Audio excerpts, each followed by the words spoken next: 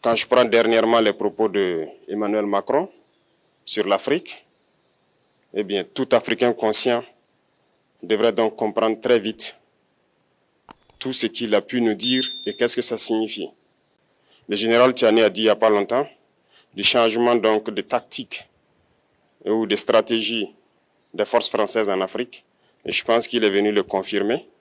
Il s'agit de dissoudre et de garder un dispositif socle. Et Emmanuel Macron l'a si bien dit qu'on ne peut que le remercier pour cette sincérité, même si certains ont voulu mettre la poudre aux yeux de leur population, mais la réalité finit par rattraper aussi. Ils ne partiront pas de certains pays, ils ont juste dissous le dispositif. Vous ne les verrez plus dans des bases, mais dans les ambassades, ils seront là.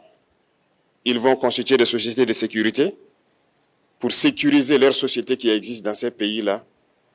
Mais les soldats seront là, mais vous ne les verrez plus en tenue ou rassemblés dans des bases. C'est tout ce que ça veut dire. Ils vont se réorganiser, mais seront là.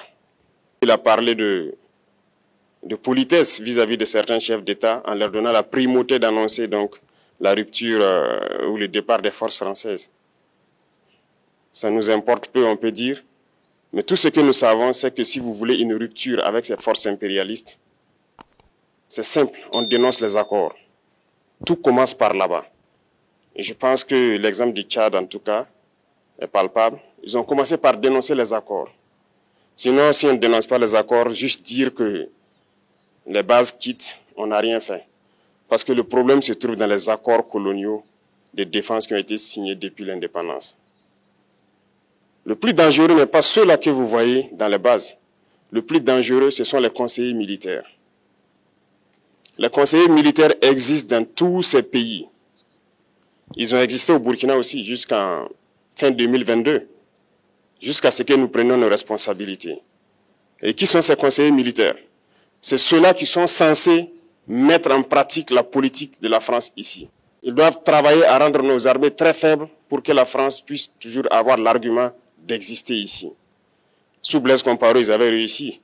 Nos sentinelles prenaient donc la garde avec des bâtons. C'est ça que la France veut de nos armées. Lorsque nous arrivons à cette étape, nous n'avons pas le choix que de vouloir qu'ils viennent s'installer. Mais l'armée burkinabé a réussi à un moment donné à se débarrasser des conseillers militaires. Malheureusement, je pense qu'en 2019, après l'opération Otapuano, où ces Français ont vu que l'armée burkinabé avait encore une capacité de réagir au terrorisme, ils ont appelé le chef d'état-major en France, ils l'ont instruit de reprendre les conseillers militaires dans toute la structure. Eh bien, il n'a pas accepté, mais au retour au pays, les politiques l'ont instruit d'accepter les conseillers militaires.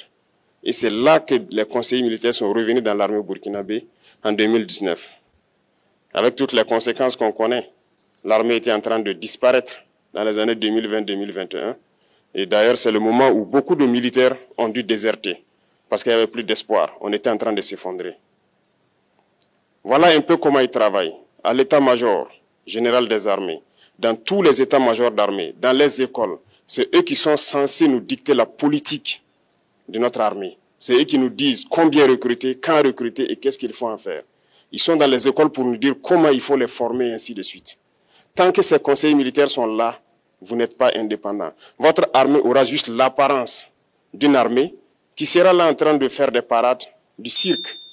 Mais lorsque viendra la guerre, vous vous rendrez compte que la parade, c'est une chose, mais la guerre, c'est une autre chose. Il faut rompre les accords. C'est la seule façon d'avoir une armée indépendante et se construire, être fort. Mais beaucoup de gens ne le comprennent pas peut-être. Et même avec ces accords, la France choisit dans nos États des élèves officiers pour aller les former. C'est à travers ces mêmes accords. Mais en réalité, ces officiers qui partent se former pour la plupart, pour la France, ils viennent pour servir l'État français dans leur pays. Ils ne viennent pas pour servir nos pays. Ils les forment pour qu'ils viennent servir les intérêts de l'État français. J'en veux pour preuve.